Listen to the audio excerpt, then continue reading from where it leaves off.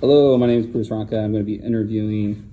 Stefano C He is a CRNA here in Pennsylvania, and I'm going to be asking him some questions. Steph, please tell me about yourself and your schooling. I'm from Philadelphia area, and I was a traditional BSN student out of high school. Went to a 4-year college, got my BSN, and during my BSN program, didn't really know what I wanted to do with my nursing career. My stepmom at the time was in medical school, and I had seen her going through all that residency and, first year anatomy and all that stuff. Very interesting to me. A couple of my aunts were nurses, and I kind of thought that I wanted to be a nurse practitioner, not knowing what else was out there, kind of thing. And then basically middle of my first year of nursing program, my junior year of college, I Googled, advanced practice nursing, and I found an article about a nurse anesthetist.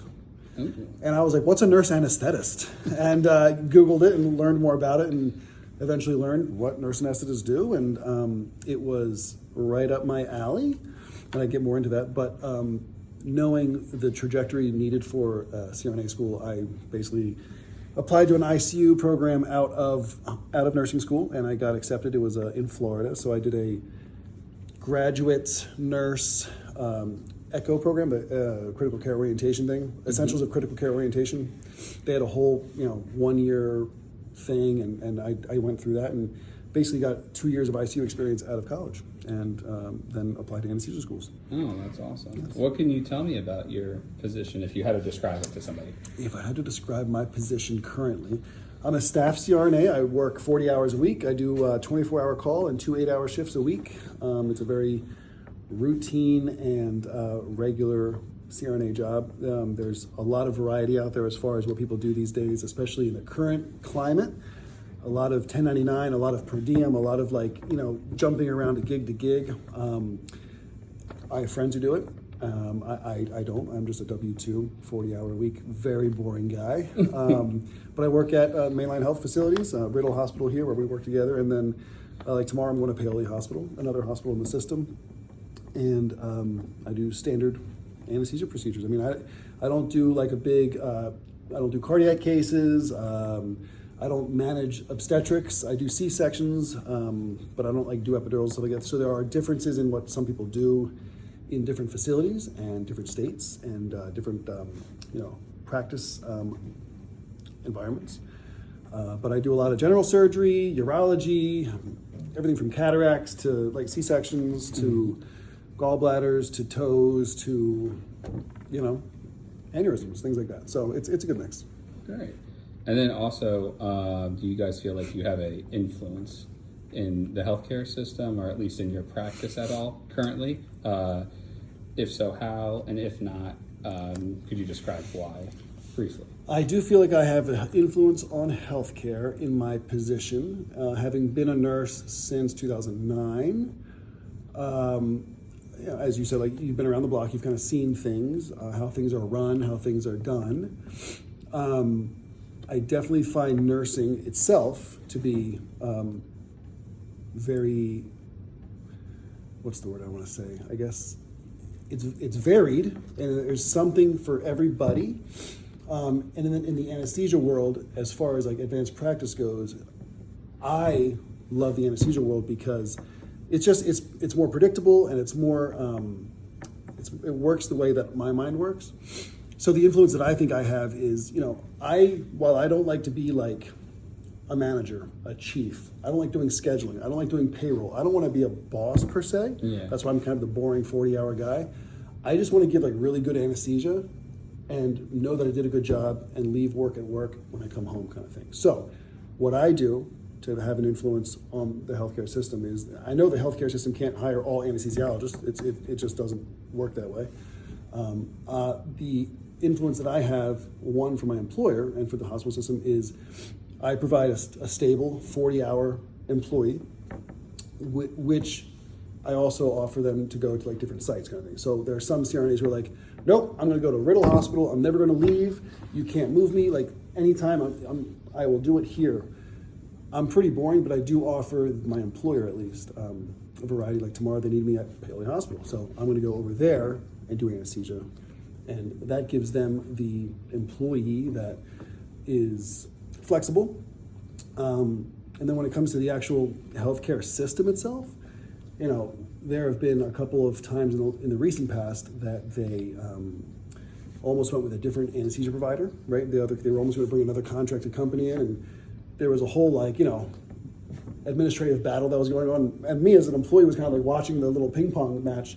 Am I going to stay with this employer, go with the new employer kind of thing? Me as a provider, like being a stable provider for my company, at least, it at least gives them something to show the hospital system, having stable employees that aren't kind of jumping off and going 1099 and going this way and that way. I feel like that was something that I provided them to offer to the hospital system so that the contract negotiations could ensue. Oh, that's very good. I'm sure they appreciate that as well. Yes, indeed. And what are some of the barriers that you experience in your practice currently, would you say? So, as a Pennsylvania CRNA, one of the biggest things is obviously the advanced practice role of nurses in the country. It goes state by state. So you go to school in one state as a recognized, CRNA, and then you go to the other state and you're still a CRNA, but you don't have, like in Pennsylvania, I don't have a DEI number because I'm not an advanced practice nurse in this state.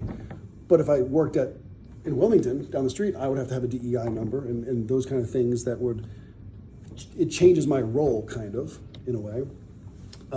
So that's one barrier that I face.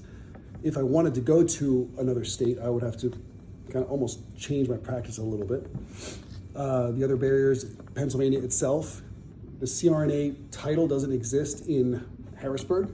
Like we're not listed in the legislation like as a certified registered nurse. We are registered nurses with an anesthesia training. Mm-hmm. So I work under my nursing license in Pennsylvania, not under my CRNA. There is no CRNA license. Okay. So like that's a weird legislative thing that does create a barrier if you want to say bill for yourself for your own services. The business side of things gets a little bit gray and fuzzy because you're not really truly an advanced practice nurse here, but in New Jersey right over the bridge I am. And so that barrier for me is that I am unable to do certain things as a nurse anesthetist in Pennsylvania that I would be able to do right across the bridge there.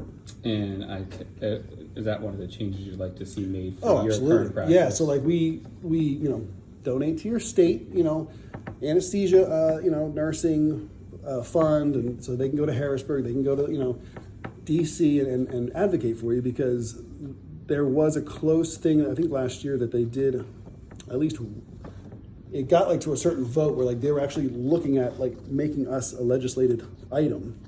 And that was a big win because for years, it would be proposed but never voted on, proposed but never voted, government. Yeah. So that is absolutely something that is close to happening, I think. There are obviously competing factors on many different sides of it. Very political factors. Yeah, of course, and that's the one part of anesthesia that I don't love, the whole political side of things, but there are people who do enjoy it, I guess, and so I donate to, further the cause. But there are definitely barriers like that truly impact my ability to even practice in certain ways. There are, for example, like CRNAs that go do pain management, solely pain management, epidural steroid injections. They're going to go do radiologic studies and like inject medicine into the spine, but you have to go do a fellowship in that. But if you can't do it in Pennsylvania because you can't practice that way, then that's a barrier that would restrict me from even pursuing it, as an example. Well, thank you. Thank you for your time today. You are very welcome. And you have a good day. It was a pleasure.